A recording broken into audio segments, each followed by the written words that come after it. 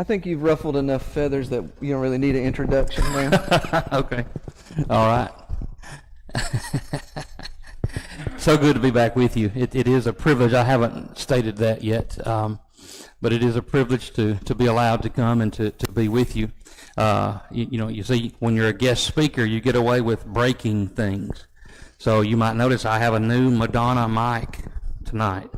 I broke the other one last night. So at any rate, we're glad you're here. Such a diva. Hopefully you've seen the thought processes that we have planned for the week. We worked on the first night. We talked about those things in that we need to talk about, whether we're pre-marriage, whether we are a young, youthful married couple, or even those that are in midlife and beyond. The modern couple as the foundation for the modern family. Oh, how novel of an idea. And so then the second thing with last night, we had a lot of facts and a lot of things that we hope that you can see if the couple, what's that big word you used, dyad? Oh yeah, the dyad. The dyad, yeah. If they're not prepared and haven't talked about those things, then they bring in this element of dysfunction.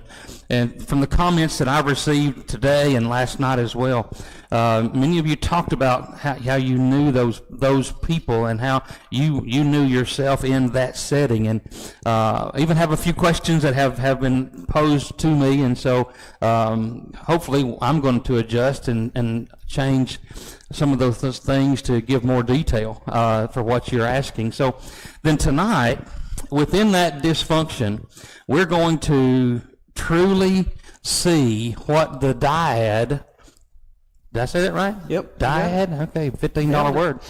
And what causes the dyad to have a problem? What causes the triangle to have issues? Once we've gotten past those things, once we've dealt with the dysfunction, once we've dealt with some of those questions, what about the baggage? So tonight, I'm going to depend upon you again, because when we talk about baggage, this is going to be personal. This is going to be close, and I hope you know that going in. And we're going to talk about some things, and I'm going to need you to talk back to me again to make this your class. I know we're streaming it, and when I know it's going on for others to see, those that are in the back, they're going to see what we're doing. But it's your class, and so I'm going to depend upon you for that. So anything else you want to say? So last night, after we talked about addiction and the family dysfunction surrounding that, I had a comment and a question that I think lead into this. So one comment was, I hope to be back tomorrow night to learn more about what to do, right? Right. What to do. So, well, that's what this is, right? Here we come. Because if what I've learned is I can't change anybody else, but I have a relationship, and so I have to think about my role and my relationship to them, and I have to do something different myself so that they have to relate to me differently in order to encourage change. Then what I have to do is figure out what baggage am I bringing to the relationship. Here we go. And what baggage do I need to deal with. So is tonight about action? It's about action. All night? Yeah, pretty much. Okay. But then the other question was, so if I find myself in this kind of, we talked about the dependent and the enabler. That's right. Right? So if I find myself in this kind of dysfunctional setting, is it because I have baggage that I brought from the family I grew up in? Okay. So here we go, right? And some of you all noted the cycle that can happen, right? But it doesn't just have to be that kind of baggage, correct, right? Correct. There are other things that we can collect and bring into various relationships that if we would unpack there's the word. And work on. That's right. For ourselves, it would impact relationships. Is that what we're going for? I think that's it. Is that, you guys, I'm going to bring you in now. So this is yes, and this is no, right? So is that, when you hear us say the word baggage, and you hear him talk about the action of unpacking the baggage, is that where your mind goes as you think about your family and your upbringing? Is that where your mind goes? I'm getting some of this. Okay, so that's the only place your mind goes, right? Okay. Well, some of them have been to camp, and so maybe they're thinking about all the dirty clothes they got to unpack and wash when they get back. That could be. That could be. Okay. Here we go then.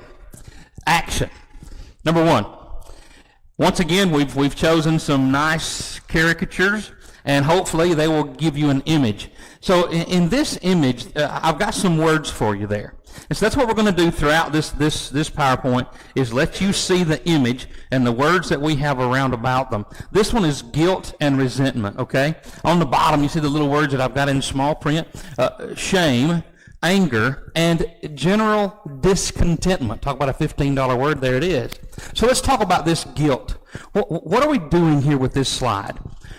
Let's get this one out in the open, because this is the one that's going to be the most difficult to swallow as an individual. This one is talking about things I have done. Things I have done in the past. And specifically, dealing with relationships, right? So I'm going to ask for a show of hands. Everybody loves when I ask for a show of hands. You got me in trouble for that. I know. Yes. You're not the only one that got in trouble. Yeah. Just so you know. How many of us have done something wrong in a relationship that we have felt guilty about? Oh, good. Okay. All right. So we're all in trouble. If anybody gets in trouble tonight, we're all in trouble. Everybody's hands went up. Okay. All right. Here we go. That's what this one is about. Because if there's guilt that I've done something wrong, number one, I'm admitting that I'm not perfect, right? There was one perfect, and that was Jesus only. So if we have the guts, can I say that on computer? Okay, I did. If we have that, and we can admit the error, if we can admit that we've done something wrong, number one is that's also always going to help our relationship, but that's also going to help us to learn exactly what the Hebrews writer is saying in Hebrews 4 and verse 13. All things are naked and open to the eyes with him with whom we have to do. And so as we see that, this is why this slide is first. I have guilt, but where do I hang that guilt in a relationship in the dyad? Do I hang it on me? More times than not, I project it. More times than not, I'm going to project it. Even though it's mine, I'm going to put it on the other part of the dyad, or, as we've seen last night in our slide, we're going to put it on the family.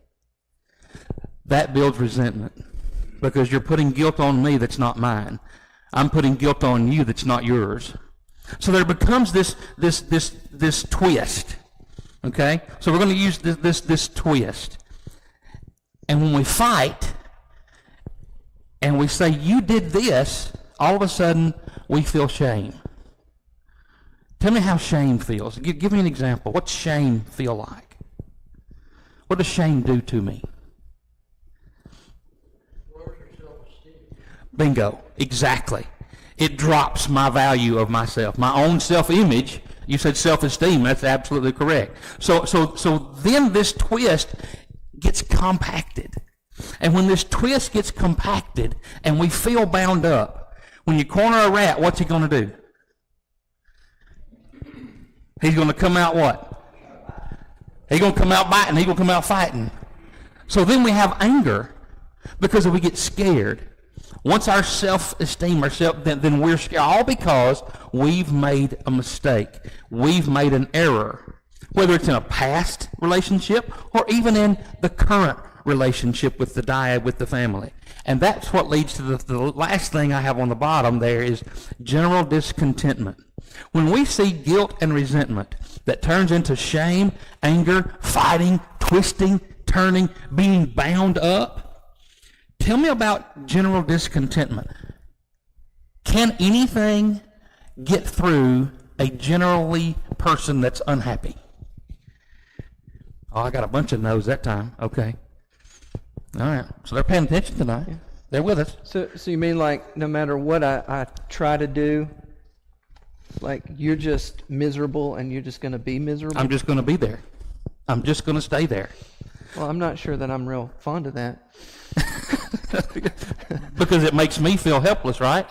If I'm trying to help you, and you're the closest person to me, you're in the dyad with me, you're the one person on the planet that I've chosen, and I can't get to you, how do I feel?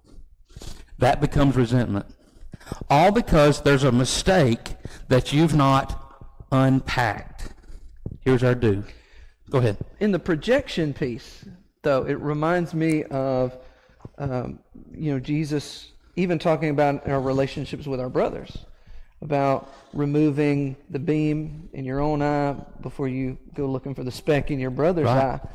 But that's what we tend to do, is even when I feel guilty, find what's wrong over here so that I don't feel as guilty. Exactly. But that doesn't get rid of guilt. Mm-mm.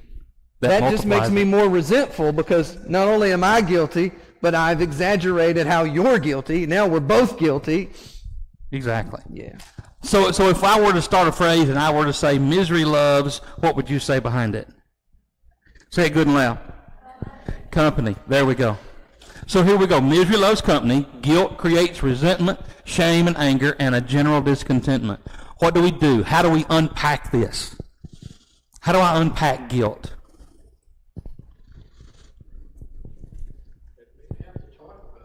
Talk about it. Admit it. Honestly. Openly, without shielding it.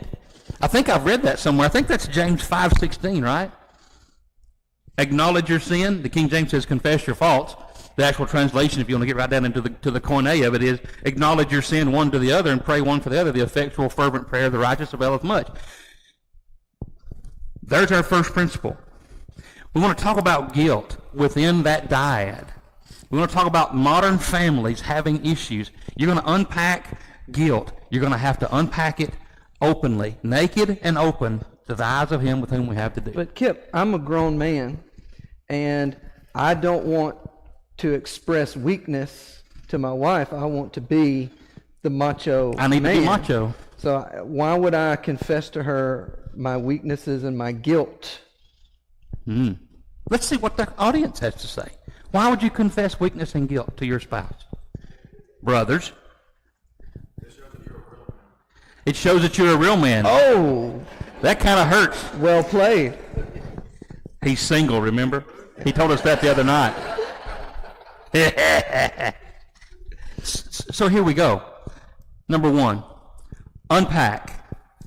Guilt means I have to be naked and open to the eyes with him, to him with whom we have to do. But it also means in that dyad, if I'm going to love my wife like Christ loved the church, I have to be open and give and not try to be false, not try to be anything less. Completely exposed. Ooh, I don't like that word. Emotionally vulnerable. Ooh, I hate that word. Yeah. Well, don't we? Even when it's the person on the planet that if you ever have to come see me in therapy, this is something you're going to hear from me. That's the one person on the planet you've chosen. You picked her or you picked him. And that's the person you chose to be vulnerable with. All right, we better roll. Time is catching us. Oh, you know what this one is. What happens when I'm stuck in grief and loss? All right, we talk about the phases of grief, right? Denial, anger, depression, right? We know what those are. But in between there's bargaining. Denial, anger, bargaining, depression, and then we accept it. When we talk about grief and loss, what do we grieve? What do you grieve? Come on. Say it good and loud. Loss of a companion, loss of family, loss of a person. Okay, that's very close and near and dear. All right, what else do we grieve? This is where it's going to say again. Mistakes we've made. So we grieve the loss of I'm not perfect, all of a sudden I have to accept the fact that perfection is not mine. Ponder that one just for a second. Do we believe that we have perfection? We trick ourselves to believing that, don't we? So when we have grief and loss, we're not just talking about the death of those that are close, near and dear to us. We have all experienced that at some level. As we age, we experience those that are closer and closer to us, right?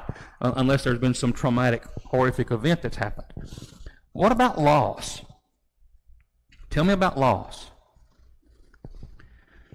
Denial, anger, bargaining, depression, acceptance. Tell me about loss. What have we lost? I know this is a hard one. So grief is the emotional response to loss. Yes. Right? So technically, that feeling you have when you can't find your keys, it's grief. It's a completely different level than losing A person. Right. But that also means that there's grief involved if I lost a job, Yes. or I lost anything in this relationship. How do you feel when you drop? I know China is not as big anymore with this younger generation, but how do you feel when you drop a teacup in great grandma's china set? Sad. The loss of that. Teacups are dollar store for $3, but not that teacup. Not grandma's teacup. So when we think about, go these ahead. young whippersnappers are laughing at you. I know. So but how would they feel if they dropped their phone in the toilet? Oh my goodness. Grief and loss. Here we go. Now it's instant smiles. End of the world. There we go. Yeah, it's all over. It's all over. $800 iPhone. And that game that we played, we lost. It's gone. Okay, so there we go. Baggage of grief and loss. What do I do? How do I unpack this? The stages of grief are out there. I'm sure everybody's got the little box in their pocket that you can pull it up just like that, okay? And to understand denial, we know that. We've all felt anger for loss. Why did so-and-so leave the lid to the toilet up for the phone to fall in there? Well, I'm going to run with it. So... Bargaining, you put it in the rice. Yeah, there we go. Yeah. Pray that in an hour or two I'll open it up and it'll still work. Yeah, there it is. And then we're depressed when we realize the rice is not a miracle cure, and then we accept it and go buy a new phone. Those are silly illustrations, but they work. Why is it that we have trouble in the dyad with this one? Why is this one so common? Is it? It is.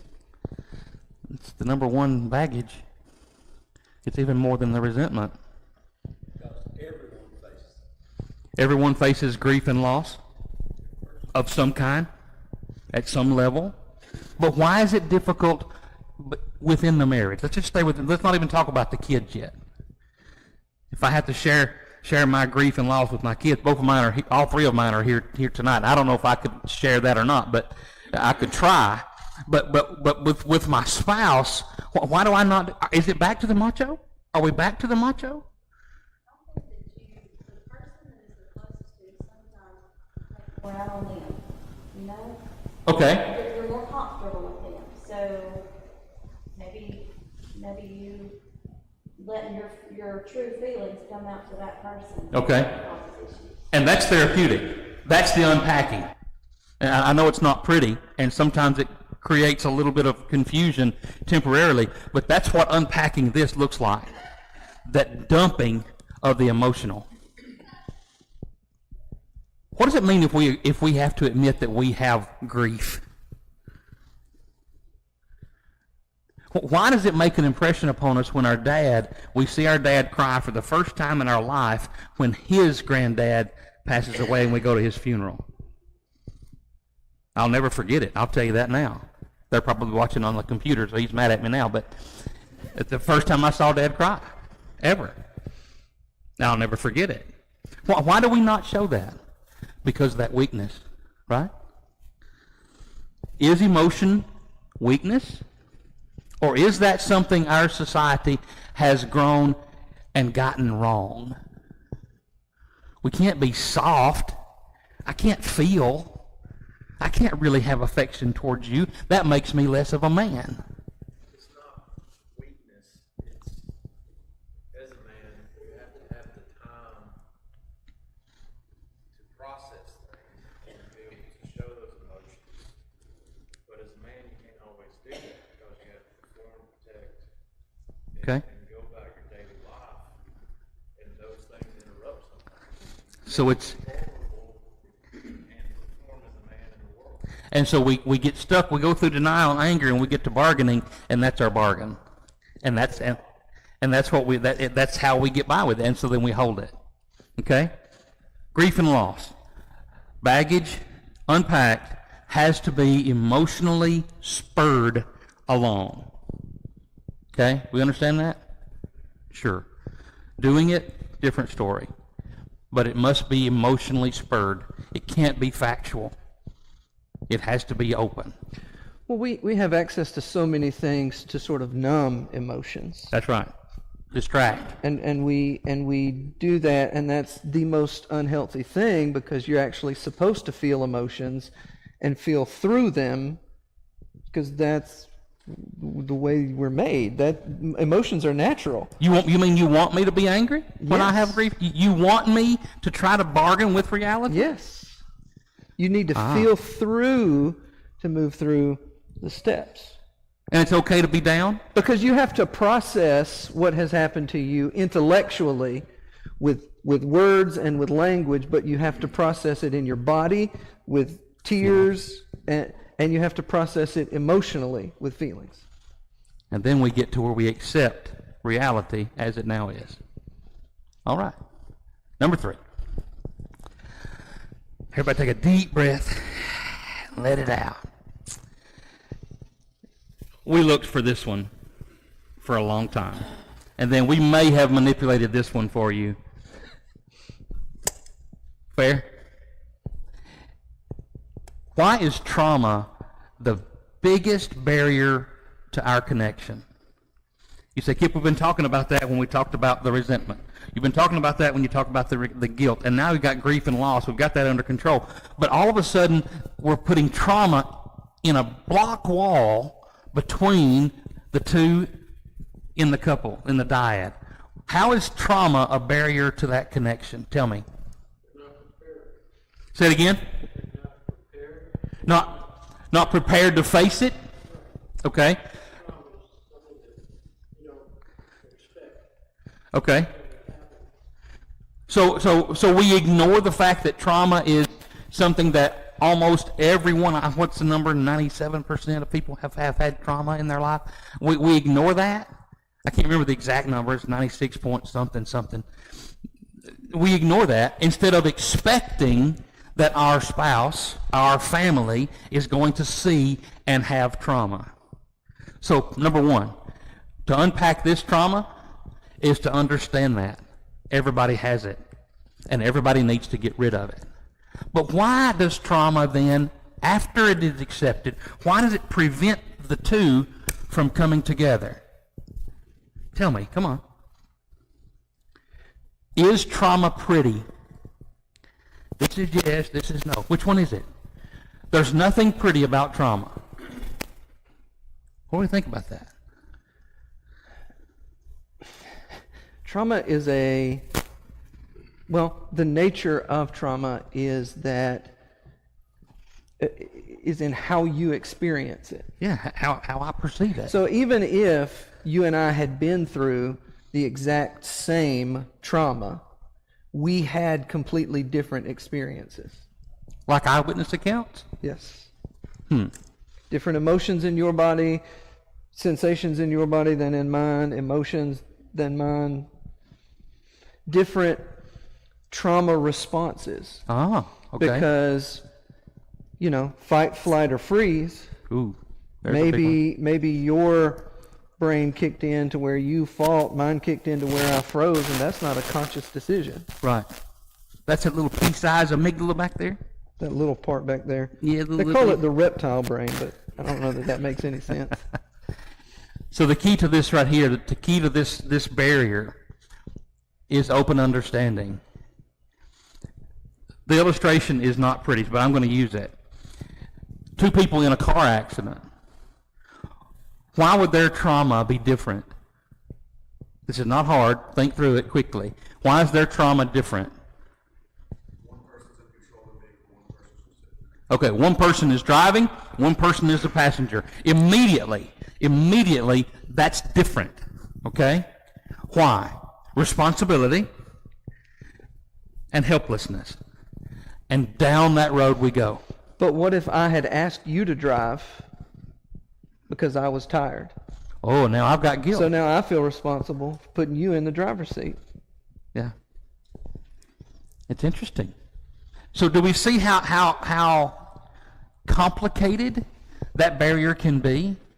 Unless we are open with our understanding, unless we are there ready to see the different perspective. When we think about a paradigm, or $15 word, sorry. When we think about paradigm and we think about where everybody else is coming from, what's your angle? We have to recognize that even the one that's closest to us, nearest and dearest to us in the world, their perspective, their paradigm, the things that have built their perspective, are very, very unique. Each individual. So if that's unique, I have to be open to understand why it is affecting you the way that it is. You may say, well, you broke your pencil. I know these days there's no pencils, right? They're all, but you broke your pencil. When I was in school, that was bad because that meant you had to go back to the sharpener and sharpen, and all the kids made fun of you. How old are you? I'm a Gen X, so I know that. So how many of y'all had pencils? I feel bad now. Oh, good. So, okay, I got pencils. See there? Now, there you go. When we think about the way we perceive it, would that bother you if you broke a pencil? Maybe not, but maybe. There's our point. Anything you want to add to this trauma? I don't want to go too deep. I'm afraid we're going to dive in here. To me, it almost seemed like most people, and this is just my reading, went right to trauma that happens to the couple or happens when they're together. When they're together. But what about the trauma that we bring from previous relationships? There we go. Or from our childhoods? Yes. That, I don't know, maybe we didn't process. Maybe we didn't even understand. But now that we are in this new relationship and in these new points in life, developmentally, we cycle back through some of that because we haven't been able to process or deal with that. And there is the blockade for understanding. When we're dating, when we're young teenagers, 16, 17 years old, why do we find that those teenagers don't want to break up? Because they become familiar. They learn to understand one another. But most importantly, that other person is learning to understand me, and I don't want to have to face that again. And that's adolescence. That's fear. Okay? All right, any comments there? We haven't stopped for comments yet much. You see this one? This one is kind of a large one in this sequence. Okay? I know. Very quickly, though. This isn't just about the dyad, because there is abundant research to show that adults who carry unprocessed, unpacked trauma that impacts their emotional attachment, can impact their emotional attachment with their children. It prevents it. Their emotional availability. There we go. Because all trauma ultimately is relational. Mm-hmm. Right? Because it happens in the context of somebody did something. Yes. Whether it was wicked and malevolent, and so it was abusive, or whether it was neglectful or irresponsible, or we traumatize each other. People do that. With choices. And so, since trauma is relational, it impacts The whole family. relationships Okay? and has to be healed in relationship. Oh, so maybe this is a good place for us to talk about that. How do we unpack it with all relationships? Y'all talk to me. Let's start with where. Where do you want to unpack trauma at the house? Where at the house? You talking about a physical location? Yeah, let's talk about a physical location. Where are you gonna unpack it? Pardon? Okay, when it's between spouses. Okay. What about when it's between family? Kitchen table. How many of y'all eat supper at the kitchen table tonight? One or two, three. Okay, all right, good. Hey, I'm proud for you. Okay, so in our world today, as fast-paced as it is, and we've already talked about having two incomes with mom and dad, right? How often do we get everybody at the table? And so now, when you call everybody to the table, what's their first emotion? Oh no, right? Right? My kids will tell you that I had this chair that I would turn around, and if they ever come into the hallway and they saw it in the living room and the chair was turned around, they got real quiet. Okay? It was bad. No, it wasn't bad. But is that something that has been prevented in the modern family? Do we still have those times together? Rarely. Not near as much. It has to be something that we forced to do. It has to be something that we learn. As the church, we have to learn that getting that situation there, it's not easy. It's not fun, the looks that your kids are going to give you when you turn the chair around. Or make fun of you because they know dad's got something to say. Or dad's going to be emotional. Or dad's going to be this. Or mom's going to be this. Or mom's going to be that. But to get that family unit to be together, they have to see the unpacking of the trauma that you're feeling.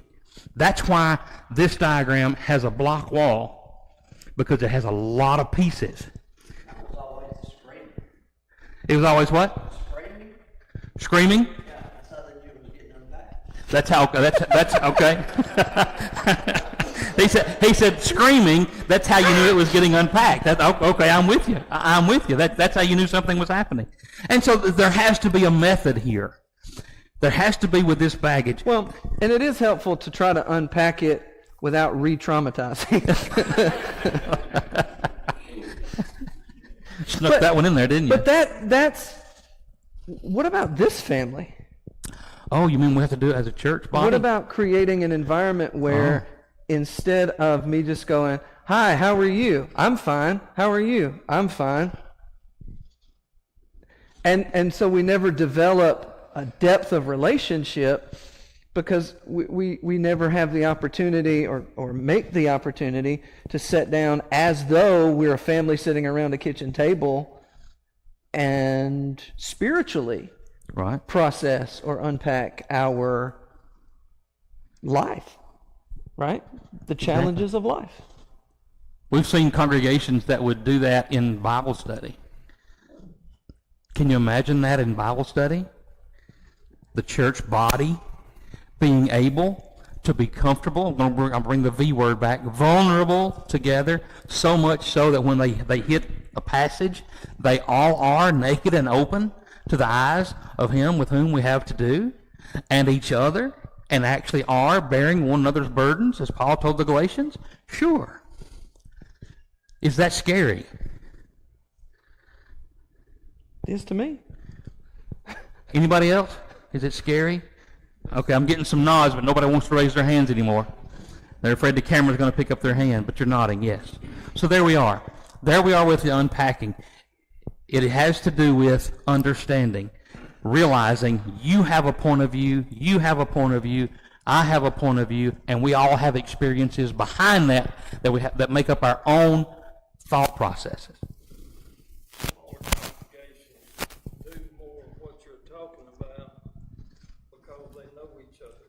There's a closeness in a smaller congregation that allow. I agree with you. I agree with you. Many times in a larger congregation, there seems to be a larger room that does not kind of cultivate that type of interaction. Great point. Great point.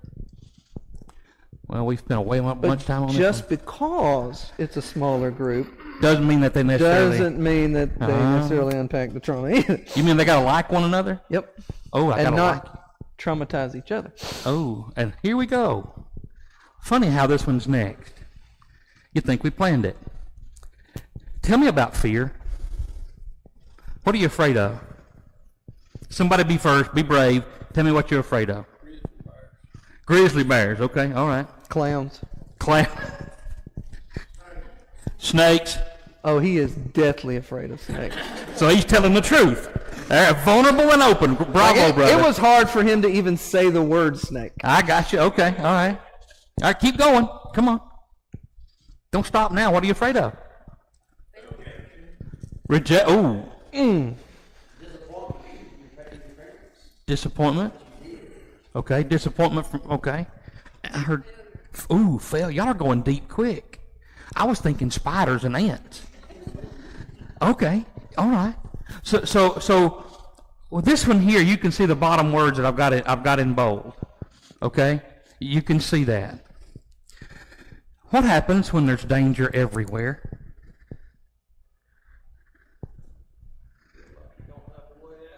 Okay, he said you don't feel like there's a way out, and if there's no way out, what do you do? What? Scream. Scream. I keep run, but there's nowhere to run. There's no way out. So what do we do? This little amygdala, this little alligator brain, is that what you called it? Reptile brain. Reptile brain. Okay, reptile brain, little small. But alligator's a reptile, so you're close enough. Okay, close enough. Okay, you can, but you freeze. We freeze. So if there's danger everywhere, and we have fear, and we freeze, what does the family get to do to help you? This one is going to be close to home, and I know it's going to take a lot for me to pull comments from you for the rest of this slide. I'm aware of that. So as we think about fear, and as we think about freezing, as we think about fear paralyzing us, what do we have to tap into to unpack this bag? If I'm afraid, how do I unpack fear? What emotion is the opposite of fear? Trust? Courage? There we go. Now we're getting somewhere. Now we're getting deep. Because if I'm worried about failure, the only thing that's going to combat that and overcome that is to have the assurance that I have the love of my family. I can express my fear. Somewhere I read, perfect love casts out Oh, fear. I think I've read that somewhere. Yeah. I think I've read that We somewhere. read the same book, Did we? same Okay. textbook. For emotionally immature people, fear brings out anger. Okay. Fear is certainly the primary feeder of anger. You know, anger is not a primary emotion. Fear, or self-preservation, that's what feeds anger. And so, yes, it becomes something that we learn as a child, and we never mature beyond it. Make sense? Think about that yourself. For a lot of people, me included, when I was younger, anger is how I dealt with things. Okay? And as I grow as a Christian, that has changed. Love, taking time to be quiet and think. Okay. And think it through? Okay. All right. So if fear is often expressed in anger, and you know that, does that change how you respond to somebody who is angry? Like, if I see you're angry, right, and I can assume there's some kind of fear there, then instead of confronting that anger, right, I don't blow what up. if I responded to it as I would respond to fear, which is completely different. Right. But that might diffuse the anger better than the way we want to confront. But what in a family stops us from doing that? Y'all tell me. What in a family situation prevents us from handling someone's anger properly? Seeing behind it, in other words. What stops that?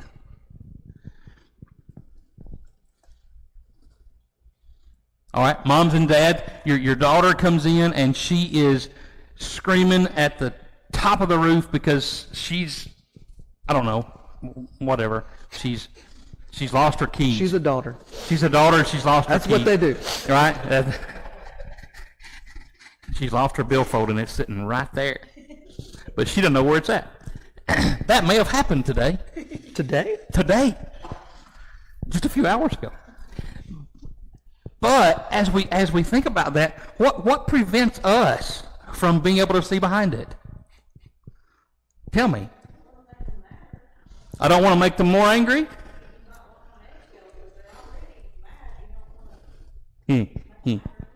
My kids would have loved for me to walk on eggshells. That would have been nice for them. I had a hard time with this one. Immediately, I feel angry. Yes. Because you're yelling at me. You're coming at me. You're coming at me. So I have to know how to control my own emotions. Yes. In order to be able Yes. to respond in any kind of different way. So as you deal with this fear that has fed the emotion, that has fed the outburst, the high emotion, the other thing that I want to bring up before time gets away from us is we want to keep and maintain the hierarchy. What do I mean by hierarchy? Who's what? Who's in charge? Who's driving the bus? Who's driving the bus? Who's driving the bus? And so I get to this point to where when this emotion is coming at me, when fear is coming at me, whether it's fight, flight, or freeze, that Gary mentioned a minute ago, I have to eliminate my natural reaction to maintain the hierarchy and instead realize that's why the emotion is coming at me, because I am in that hierarchy.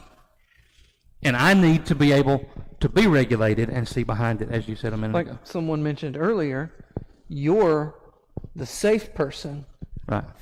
for your daughter to express that anger. I'm supposed to be. It's supposed to be. I'm supposed to be. What are your thoughts then as you think about the way that fear creates this high emotion reaction? Would you prefer fight, flight, or freeze? Everybody's answer is going to be different. It's not going to be the same in any of us. So think about that. When your family gets afraid, when they're scared to death, which would you rather them do? If they freeze, can they ever grow out of it? No. If they flee, will they ever identify it and acknowledge it? If they fight it, at least you know it. You know they're afraid of the picture at the bottom of the steps in the dark. Wow, that was very specific. It does have beady eyes, I'll admit. Take it down.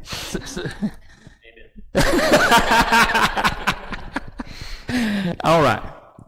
Anything else we need to touch Yeah, here? one more thing. Okay. So, Uh-oh, he's backing up. especially severe trauma, not processed and dealt with, leads to a persistent state of fearfulness. And sometimes we don't even make that connection. We don't see it. In our own weakness, we don't see it. Uh-oh. Everybody's read and their head went down. You see that? They saw it and they all dipped their heads immediately. All right? Biblically. Romans 2:16. Jesus will judge men by what? By their, say the word, secrets. It's there. Y'all check me out.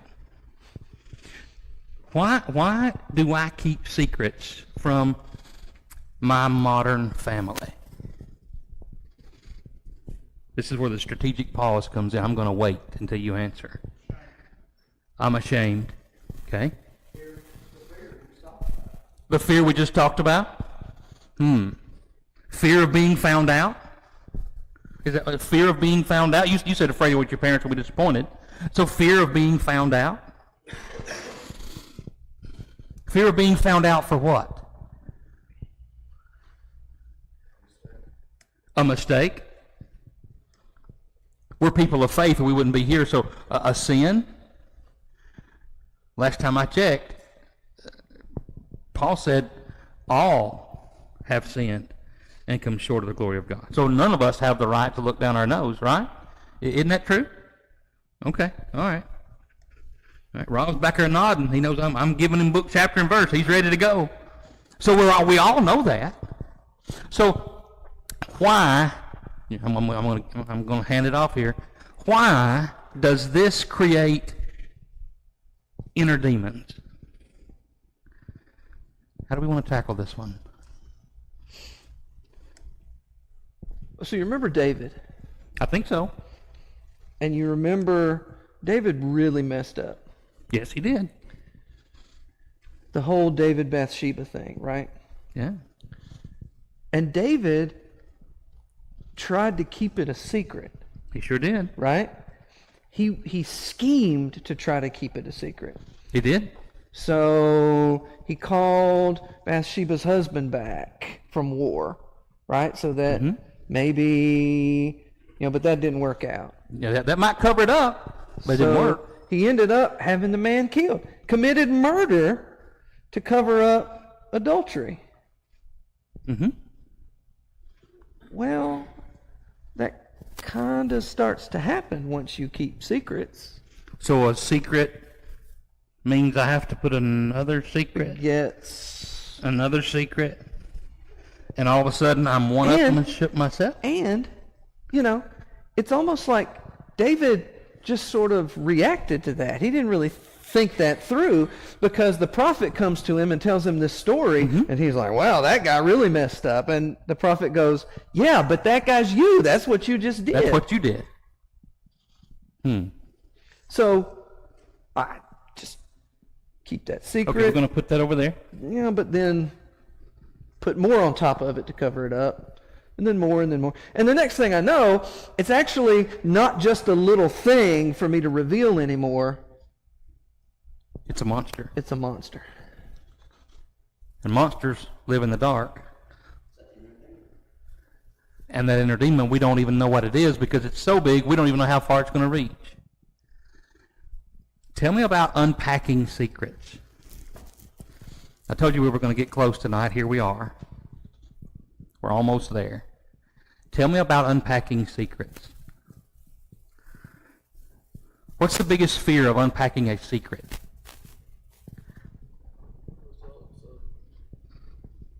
The results of revealing it. Okay, the results of revealing it. What are some of those results in a family? What are they going to be in a family? What am I going to lose if I reveal a secret sin? What am I going to lose from my children? Respect? Trust? What? Oh, did he use the C word? He did. He used the C word. Control. Control, by the way, is an illusion, right? It's we all know that it's not real. Okay? Some people don't know that. Some folks don't realize. We're really in the deep water now. It's not even real. It's not even a reality. But we hang on to it. We clasp onto it because that is the word. By the way, you got there faster than I thought you would. That's great. That's what a secret has over us. That's the power that a secret has with the inner demons, with the monster you're talking about that we don't know. That's the power that it has. That's what David was doing. He was trying to stay in control. He was trying to, as king, he wanted to maintain that power. He wanted to maintain that control. This is not about the slide, who's driving the bus. No. This is about being open and willing to share and trust the family that we've raised, okay? The children that we've taught, that we're not perfect. We have to trust them. We know they're not perfect, and we shouldn't put that burden on them that we expect them to be perfect. How better to show them How better to bring them along than to show our mistakes? To show those times when we lose our temper, when our mouth runs off and we should keep it shut. How much better to show them that we are vulnerable, we are real. And that slays the inner demon. And that slays the idea of any idea of control instead of on the path of being a Christian together. That's the only control we have. That's the only path we can utilize. That's where secrets and inner demons die. When we let control die, that fades with it. Time's running away. Anything else you want to add that before we go any further? You know, I mean, the quicker a secret is revealed, the less smaller of it a is. monster it is. That's right. Now, you remember our first one? What I had done wrong? This one is getting a little bit deeper. This one is working into depression and anxiety. This one is working into self-preservation, and that's a basic emotion. Failure, heartbreak, I'm not good enough. Ladies, sisters, I'm going to talk to you for a minute more about this because I've told you about the clients that have come to me. This is so huge. I cannot overemphasize this. Past things that have happened, breakups, failures from job, not able to accomplish a task, not able to finish whatever project, all over the map. And it comes back to, I'm not good enough. It comes back to, my heart is broken. I'm no longer able to be courageous. I'm no longer able to be primary toward any task that I want to accomplish. Because I cannot stand and be steadfast because of what somebody else has done to me. So when I look in the mirror, here's our slide. When I look in the mirror, I see someone, here's the word, can't. C-A-N apostrophe T. I can't. When you hear the word can't, cannot, this is where it's at. This is where it resides. Why is this so hard? Tell me this. Y'all talk back to me. Ladies, I'm going to ask you first. Brothers, you're coming next. There are men that feel this as well. I'm not trying to say that, but more of our sisters in Christ feel this. Why? Talk to me.